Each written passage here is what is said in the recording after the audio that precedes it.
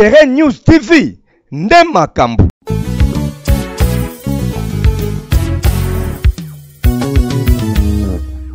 Qui est le bon berger? Jésus le bon berger. Qui est le bon berger? Jésus le bon berger. Jésus a dit, moi je suis le bon berger. Je connais toutes mes brebis et elles me connaissent. Je les appelle par leur nom et elles me répondent. Je les conduis, oui. Je les protège, je les guéris, oui. Je les bénis. Amen. Aussi j'ai donné ma vie pour mes brebis.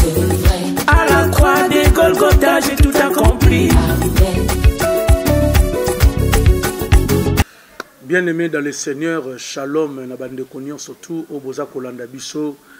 Partout où vous allez, Namboka Mopaya, Kolo Apambola Bino, vous en France, na Londres, vous en Finlande, na Allemagne, vraiment vous êtes bien partout na Belgique, Nzamba Pambola Bino, Bisika Nyonso Oyo Bolanda Biso na Keren News, Bolanda Espace Oyo Kolo Apambola Bino, Makasi Mingi. Alors je profite de cette occasion Oyo et peut s'amélinger afin de partager la parole de Dieu et longo na Bino Bande Kobipa Nyonso Tubozali.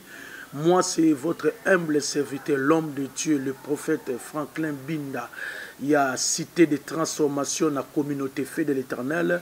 Zambe a Pambolabino Makasimingi. Voilà pourquoi, bien aimé dans le Seigneur, Nalingi, to partager Nabino, thème moko est très important. Thème moko oyoyo ezalaka vécu quotidien nabiso. Thème moko oyoyo ezalaka nabiso tango nyonso. Oyebi ezala ba phénomène mosusu na kati ya vie olinga te ezalaka na biso mikolo nyonso. Alors parmi wana na lingaki na parler un peu na moko ya ba voix oyo Nzambe alobelaka biso mwa mingi. Vous savez bien aimé dans le Seigneur, Nzambe alobelaka biso na ba manière ebele. Dieu nous parle par plusieurs voix et par plusieurs manières. Nzambe alobelaka biso na nzela ba prophète. Nzambe alobelaka biso na nzela ba geste. Nzambe alobelaka biso na nzela ba rêve. Nzambe alobela biso nzela ba vision, pe Nzambe alobela pe biso nzela ba songe. Nzambe en tant que Dieu, en tant que souverain, to moni même na Bible que Nzambe alobela Balaam na monoko ya cheval. Donc Dieu a la capacité ya kolobela mutu na ba lolenge nyonso. Ezo senga simplement sensibilité ya mutu. Oyo Nzambe azolobela pour ayeba comment appréhender message tout pe parole ya Nzambe. Voilà pourquoi bien aimé dans le Seigneur. Nalingi na nzela ba émission oyo, ba série ba émission oyo ekoleka na awa, ozalaka toujours connecté, ozala toujours abonné, yebisa pe bande comme sou bazala abonné na Keren News pour eko permettre bango ba yeba ko bénéficier na ba enseignement oyo ko sunga yo makasi. Yango ndeko ndengo fandi liboso wana, zala vraiment très attentif, o landa ba enseignement o naza ko pesa yo, eko sunga yo makasi. Et pe soko zala posa ya lisungi par rapport ya ba enseignement oyo eko concerné yo, bien aimé dans le Seigneur, numéro na ngai okozwango na fin. Okobenga ngai naza sur WhatsApp, naza sur Facebook, okozwanga même sur ligne directe, okozwana yo ngai na numéro kaka o na kopesa yo. Mais na lingi d'abord bien aimé dans le Seigneur, tu vas profiter na enseignement parce que la parole de Dieu yango nde mutezali important pour nabiso. Alors na mokola lelo na parler sur les mystères des songes. Nazo parler sur les mystères ya bandoto. Pourquoi bien aimé dans le Seigneur na parler sur le mystère ya bandoto? Bien aimé, olinga te, quelle que soit catégorie sociale na yo, mutu nyon surtout à l'otaka. Et à la présidente de la République, et à la chef d'état-major, et à la pauvre, à la riche, à la mwana mwasi, à la mwana mobali, biso nyon son akata mokili. Zambe apesa mutu capacité ya kolota. Mais le problème est ça kolota te. Mais le problème est ça explication yandoto oyo loti. Parce que batebele bien aimé na ebi kozolanda ngai. place yo vandi oyebi kozala bandoto ebele ti lelo eya na explication te. Eya na bandoto ebele ti lelo eya na interprétation te. Omituna des fois nani akoyeko limbolanga nani akoyeko interpréter lenga songe oyo ti lelo. Est-ce que bien aimé dans le Seigneur, oyebi combien de personnes oyo bakufa parce que bazwaka explication à songe te pe likama ya mabe danger moko eli bon pe batona bakufi. Mais yo aussi opportunité ko landa ngai mokola lelo grâce au nzamba tia na kat ngai ya ko parler sur les mystères des songes. Na lingi o bénéficier nango pe et réveiller mémoire na yo. Peut-être li pamboli na yo. Peut-être ma difficulté aux autres traverser, peut-être ma complication aux autres nango, nzambe sa pesa yo réponse dans la ba songe. Mais aux angande mutako interpréter yo et songe wana, pe aux angande mutako ko orienter pe ko guider yo na kati ya nzela wana. Songe ezaline, songe c'est un moyen très efficace que Dieu utilise pour nous parler. Songe bandoto ezali parmi ba voix très efficace oyo nzambe a utilisé pour nous parler. Pourquoi? Parce que mongongo nzambe batu nyonso bana capacité ko yoka ngoti.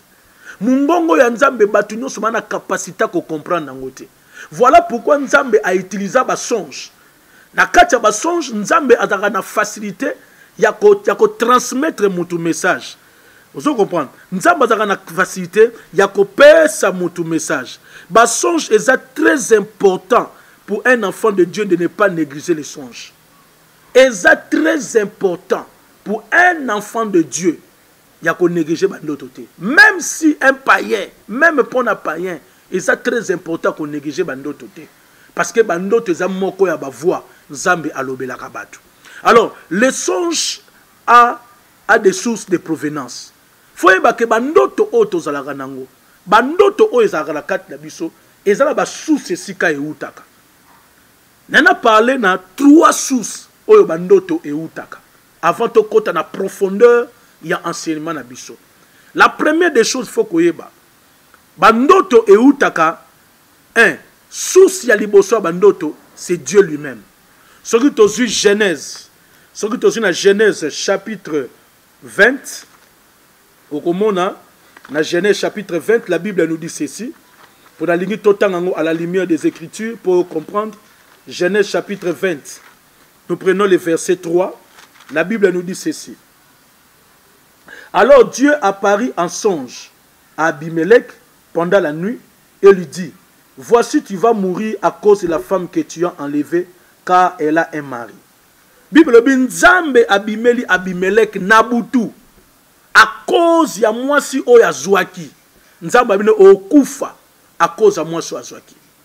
C'est-à-dire, bien aimé, la ligne a retenu que ba songe source nango liboso ezaka nzambe. Dieu nous parle par des songes de notre tout à l'heure. Nzamba lobela biso na balolenge ebele na bandoto. Yango soki tozu Job chapitre 33. La ligne toza Job chapitre 33 et ko ede biso makasi toyeba comment est-ce que toko plonger na kati ya mozindo il y a message. Job chapitre 33, nous prenons le verset 14 jusqu'au verset 18. La Bible me dit ceci. La Bible me dit, Dieu parle cependant, tantôt d'une manière, tantôt d'une autre. La Bible me dit, Dieu parle, c'est-à-dire, source ya liboso, c'est Dieu. Nzambe mutaliboso pe sabandoto. Ici, la Bible nous dit, Dieu parle, c'est-à-dire, l'Éternel nous parle. Babi, Dieu nous parle pas. Dieu nous parle cependant tantôt d'une manière, tantôt d'une autre. Et l'on n'y fait pas attention. Zambe alobela kabiso. Mais problème na biso zanine, to tchakande attention te na makambo nzamba lobaka. Bien aimé, oyebi batu ebele. Combien de fois nzamba alobela bango pona ba situation zo traverser. Ma soeur, maman, papa, yom to vandi nanda ko talanga mon frère, partout ko talanga. Est-ce que oyebi combien de fois nzamba lobela na bandoto? Est-ce que oyebi combien de fois l'Éternel t'a parlé? Mais ton problème, c'est que au salande attention te na makambo nzamba lobela. Yango somo na ba problème mususu yele on a vie. Yango somo na ba makama ya ndenge na ndenge yele on a kacha vie. Yango somo na lelo kutala ba difficulté mususu lelo okuta pe na ba accident, combien de personnes ba kufi, combien de personnes ba perdre bana, Combien de personnes bien aimées dans ces bakouté na ba danger parce que batiaki attention te na makambo nzamba lobela ki na ndoto. Et la Bible continue en disant, il parle en songe, en vision nocturne, quand un profond sommeil tombe sur les hommes. Babi, il parle en songe, en vision, lorsque les hommes sont plongés dans un profond sommeil. Tangu yo la kapongi, nzamba yaka ko visiter yo pona kolobela yo. Bien aimé qu'on négligeaka jamais bandoto oyo monaka. Ndoto nyonso nzamba la kisaka e na signification nango, eza pe na importance nango, pe eza na ba conséquences nango ya malamu to ya mabe. Mais le problème c'est toi. Ozo négliger mingi bandoto. Yango zo mona ba danger pe zo la yo belé. Yango zo mona zo louper pe ba bénédiction e belé. Bible dit lorsque nous sommes plongés dans un profond sommeil, tangu tola la rapongi, nde e wana nzamba le kapona lobela biso. Tangu tola la rapongi, nde nzambe ayaka po abana ko talisa biso makambo. Parce que mungongo nzambe bien aimé tout le monde a koyoka ngoti. Mungongo nzambe mutu no soto na capacité ya koyoka mungongo nzambe te.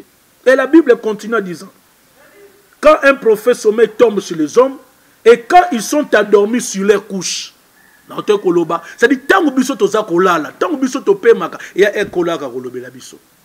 Ndeko na ngai, tala combien de fois nzamba lobela yo, mais on néglige bandoto wana. Ba difficulté pour zo mukanda. Lezo vivre ba difficulté pour na obota. Lezo vivre ba difficulté na ba faire na yo. Mais nzambe na mawana si ya lobela yo. Mais yo ne muto sala attention te na makamu nzamba takisa na ndoto. On néglige ngo, o monaka ka eza na ndoto eleki. Bien aimé, c'est la clé de la réussite. La Bible continue en disant ceci. Alors il fait des révélations aux hommes. Alléluia. Dans les songes, Dieu fait des révélations aux hommes. C'est-à-dire, makambo musu se za caché. Makambo musu sotikala ko yebate na vie na yo. Nzamba ko révéler yo nanzela ba songe. Peut-être problème moko na famille na bino. Peut-être les kambu moko ezua bambula ebele. On lukaka réponse, on lukaka cause. Il y a les cambos qui se produit dans la famille. Dieu fait des révélations. Dès qu'on a les lozo lela. Depuis qu'on a dit balobota ati.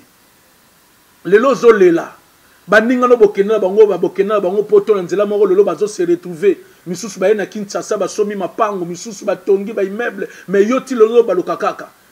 Est-ce qu'on se comprend qu'il y a des révélations dans mon négligent? Bien, mais laisse-moi te rappeler. Au moment où la Joseph, révélation, il y a bénédiction. Révélation, il y a élévation, il y a vie à Joseph. Isaac n'a qu'à t'andoto. Ce qui Joseph dans le livre Genèse, a négligé qui va noto o kola pesa qui est. Mais Joseph a loupé, a loupé, a tika la bongo. Mais Nzamba bande kolobela Joseph par des révélations que un jour, yonde mutoko dominer un jour oko régner un jour nzamba do tel c'est comment a ko élever likolo bande konaye nzamba do tel c'est comment ko élever likolo même ya papa na maman na ye.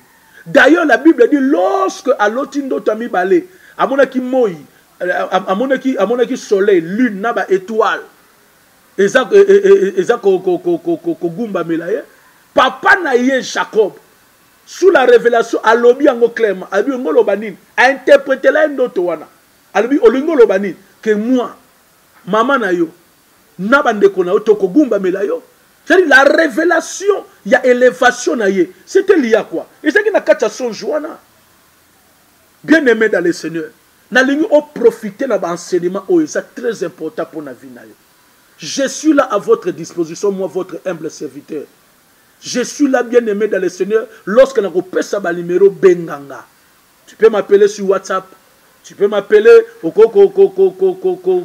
sur Facebook. Nous aurons le temps de parler. Nous aurons le temps bien aimé dans le Seigneur. Nous allons prier et la grâce de l'Éternel va se manifester sur toi. La révélation, bien aimé, ma famille, nous traverser pour compliqué. Na solana bate belé ba na poto na bande belé na sambe la pona bango na poto en Europe là-bas en Amérique. Difficulté, mais la révélation, et la Bible continue en disant, aimez les sots à leur instruction. L'Éternel met les sots à Betindanga, donc à signer l'instruction. Nami beko o ya pesaka. bien aimé, na interdit yo à partir d'aujourd'hui. Au monde de la mission, qu'on néglige sous bandoto. Qu'on néglige les sous bandoto. Il y a que na kata bandoto, il y a des révélations, il y a des instructions que l'Éternel donne. Nzamako bano salaboy, nzamako bano simbaboy, nzamako bano mataboy. Bien aimé, moi je connais un homme de Dieu. Azaki na difficulté, c'est un témoignage vrai à Zana Congo central. C'est vraiment un ami à moi, Nkolo Apambole Makasi. C'est le prophète Dou Kimbongo Azana Matadi. Je l'aime beaucoup. L'homme de Dieu a une difficulté pour que lupangu ya lukambonga soma lupangu église. Alali na butu abondeli binzambe na kosuka api bado bimisanga église.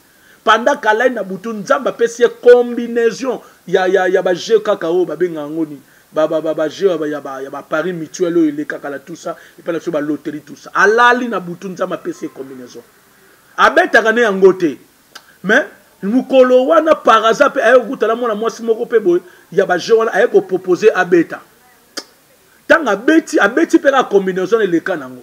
Siko mukolo siko tanga do beta combinaison wana nde ba ke cheval moko asuka la batinyo so baboya ke babi aza faible tout ça mais ye ne numéro wana ko la pesa ke yango. Abeti yango mo sa no beti yango pona nini o batinyo so baboya ko eshua bi mama ngai na beti.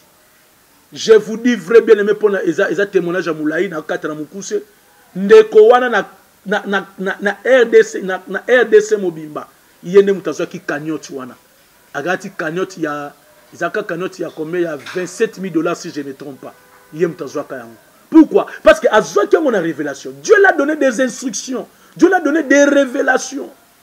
Mais qu'on néglige bandoto te des fois source.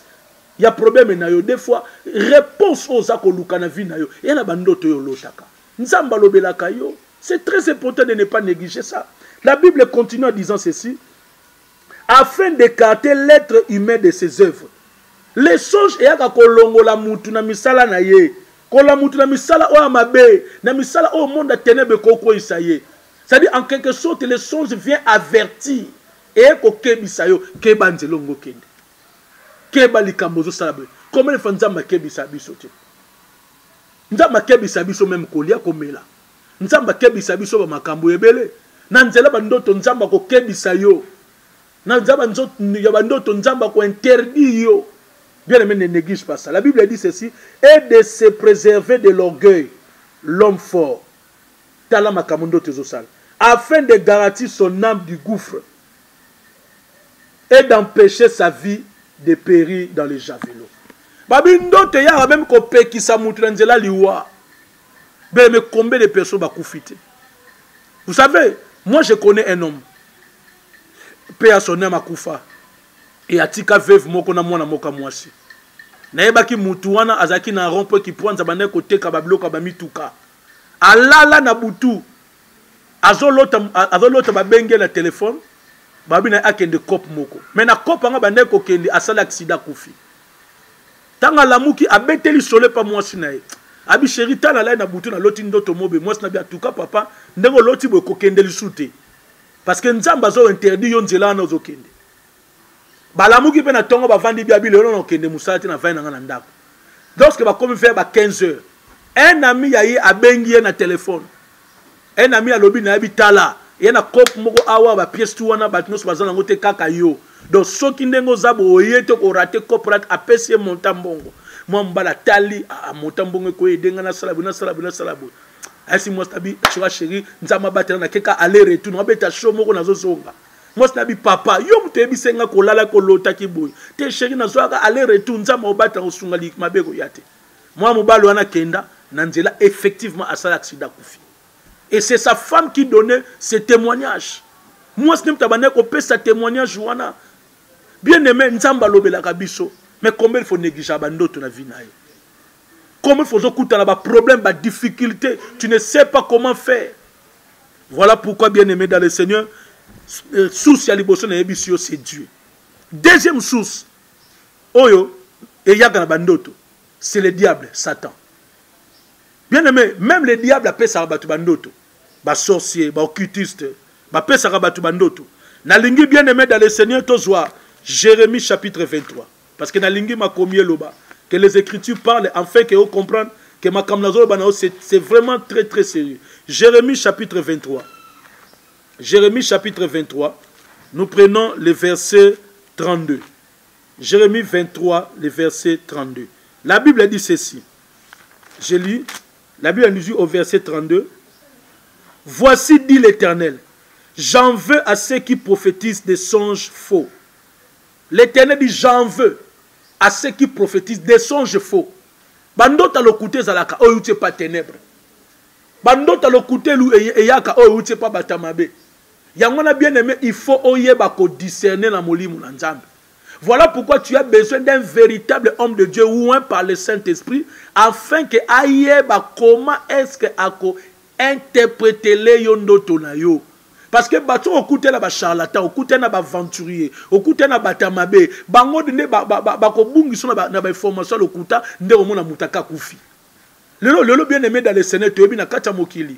Comment batamabe ba koti? Les diables infiltrent l'église, les diables infiltrent les hommes de Dieu. Basala nzambo lokuta ba koti, o bazwa na mensonge, bazwa makama lokuta, bazwa prophétiser makama lokuta. Bazwa pesa ba interprétation lokuta o ezo mema batu pe ba kufi. Bible bien dans le livre Jérémie a lobi, voici dit l'Éternel, j'en veux à ceux qui prophétisent des songes faux. Kemba na bandota lokuta diable pas pesa bandota. Diable ko pesa ndota mabe po ke kota na libulu.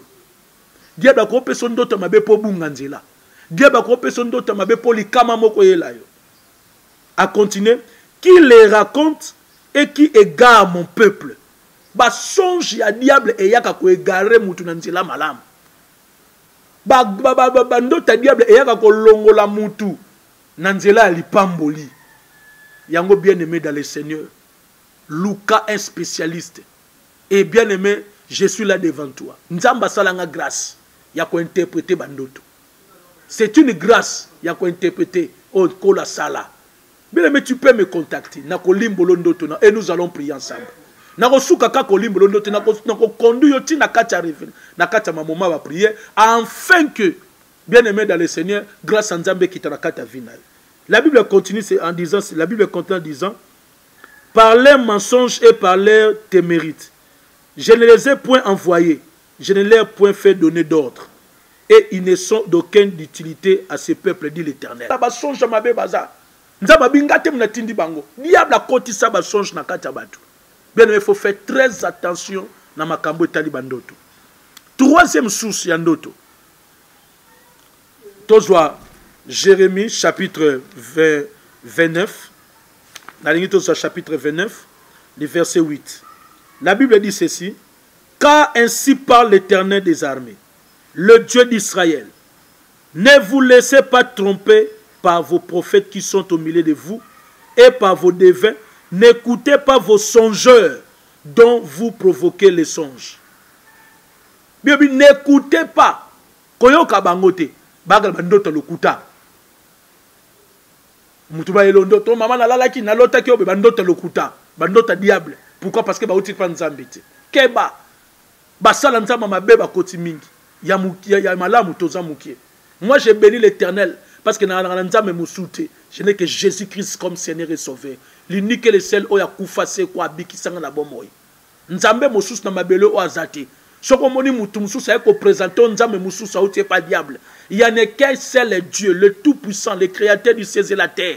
Il n'y a que c'est Jésus-Christ sacrifice musus o asal mutu musa ko sa na croix ezate. Sacrifice il y a Jésus-Christ et l'équinyonso. Parce que c'est Jésus qui a accepté de mourir pour nous. Et puis, keba na bato na bagolo ba sonja mabe. Sur na Jérémie chapitre 27, le verset 9. Toujours na deuxième source, chapitre 27. Le verset, Jérémie 27, verset 9. La Bible dit ceci. Et vous n'écoutez pas vos prophètes, vos devins, vos songeurs, vos astrologues, vos magiciens, qui vous disent, vous ne serez point asservis au roi de Babylone. N'écoutez pas ces gens-là. N'écoutez pas ces gens. Bien-aimés dans le Seigneur, tala comment est-ce que le diable a infiltré bananzam. C'est comme ça que beaucoup d'enfants de Dieu coûter un problème. Parce que d'autres musu ce n'était pas diable. Et tu as besoin d'un homme au yazana molimo na nzambe pour à socialiser, à faire discerner, à interpréter le bandoto pour que on tombe dans piège à diable. Troisième source où il peut s'arranger bandoto na vie à montu. Ce sont les pensées. Makanisinayo. Ce qui est dit Ecclésiaste. Le livre d'Ecclésiaste. Ecclésiaste chapitre 5. Ecclésiaste chapitre 5, nous prenons le verset 2. La Bible dit ceci. Ecclésiaste chapitre 5, le verset 2.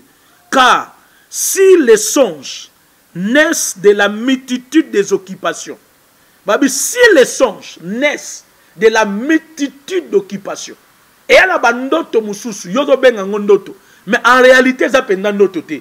Mais ils allaient fruits, il y a multiples occupations dans la journée. Il y a un moment où tellement de cameroun est fascinant qui est dans la journée. Il y a des cameroun qui touchent dans la journée. Et quand ils ont gagné le rôle ndoto, il y a quand ils ont ndoto, il y a un moment où ils tirent les mari de nuit, ils tirent les femmes de nuit pour na bongo. Amoni mwasi moko, mubali moko tellement loulier makasi na buta loti neti bazana ye, bazo bimana ye, bazo coucher na ye. Njo kande ezali ba multiple occupation makambo ne troubler cerveau na yo et occuper cerveau na ezongelo lokola ndoto. Mais en réalité ça va changer. La Bible continue en disant ceci. Car si les songes naissent de la multitude des occupations, la voix de l'insensé se fait attendre dans la multitude des paroles. C'est ça les trois sources. Il y a des songes et il y a des Dieu appelle ça biso bandoto, le diable Satan appelle à infiltrer bandoto naye, ainsi que les pensées à mutu. Et ça la rappelle bandoto na kati ya via mutu. Voilà bien les trois sources ya bandoto on appelle sur afin que on comprendre. Puis nous continuer à insister. Bien aimé, à la fin je vais donner mon numéro. Je suis là, je suis disponible. Peut-être aux bandoto moko zo ba réponse té. Aux ba préoccupation bandoto mo tilelo oye ba ratena na ko interpréter le. Peut-être aux interprétation même convaincant yote. Moli mo sa ta convaincant yote. Je suis là bien aimé. Si tu m'appelles, ce numéro on peut se sur WhatsApp. Na repère ça même compte Facebook nanga.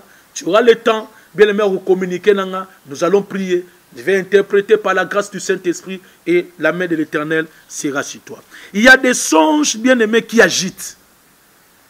Il y a que bien-aimés en matière de songes. Il y a des songes qui agitent. de mon côté.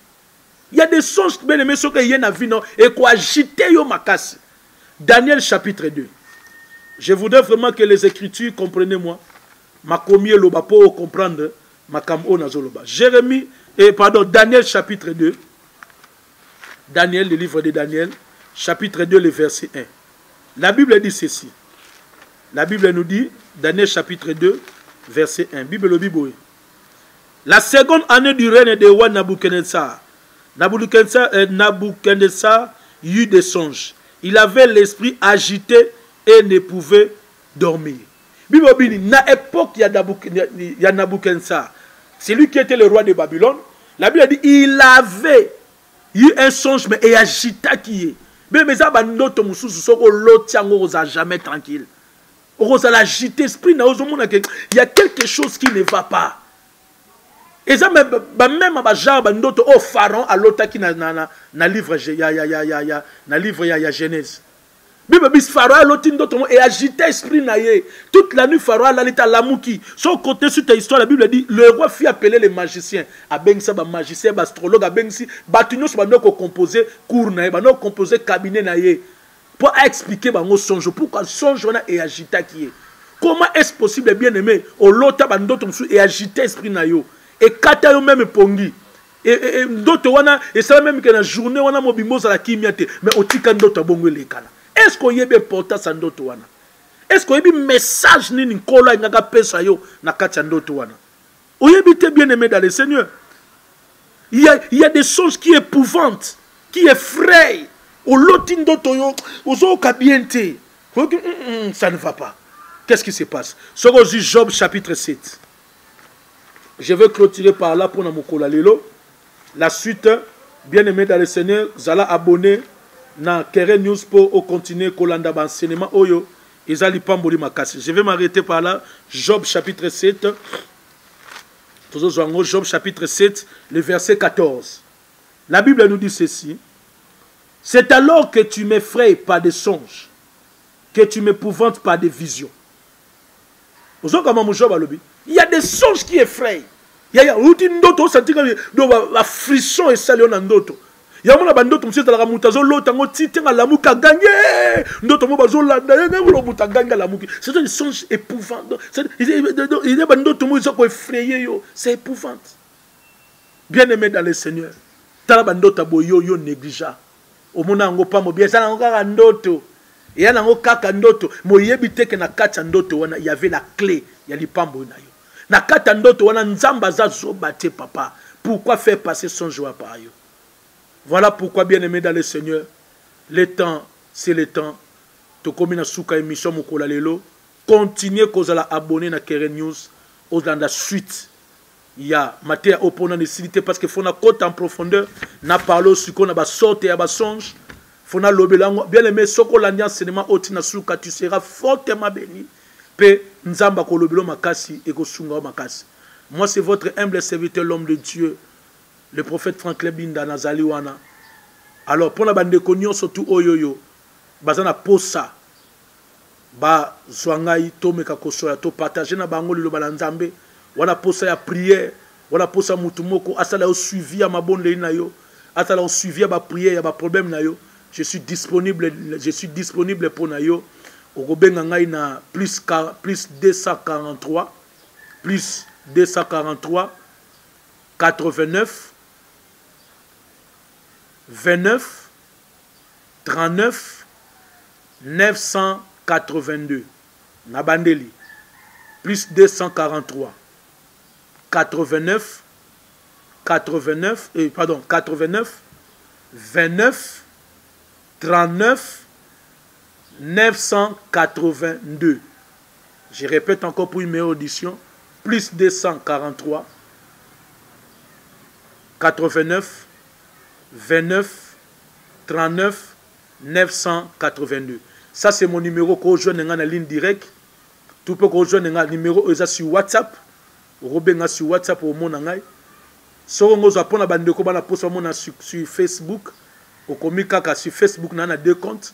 Compte à liboso na koma Franklin Binda. Franklin avec K. F-R-A-N-K-L-I-N. Franklin Binda. Deuxième compte na koma Prophète Franklin Binda. Au monde a tous les deux comptes na ngai soko tindenga demande d'amis. Na rotala ndé na kosolao peut-être bon ngape na yamba ba demande d'amis mingi tellement il y a des gens qui nous embrouillent. C'est mieux au sol na WhatsApp ou ebisinga ke talanga tel tango tin na demande d'amis na koyamba parce que notre demande d'amis mususu ils aura vraiment utilité. Donc voilà pour na mukula lonzambe apambola bino apambola bandeko ba kolo chaîne oyo lipambola nzambe landa bino makasi apambola bana nzambe nyonso bipai bozali et tout ça 1 minute seulement libondeli na pambola bino. Seigneur notre Dieu na pesio merci pour na peuple na yo landinga mukula lelo pambola mutu nyonso tu olandi émission oyo tika molimo na yo a faire discerner ye molimo na yo akotisa en profondeur pe molimo na yo asunga ye aye bandenge nini ya kososola pe kotambola par rapport à ba directif na yo na pamboli mabota na bango pe na pamboli ba o nyonso tout Seigneur bazwa kitana bango ko fanda ko landa que la grâce de l'Éternel aliko na bango au nom de Jésus-Christ j'ai ainsi prié amen. Que mon Dieu vous bénisse.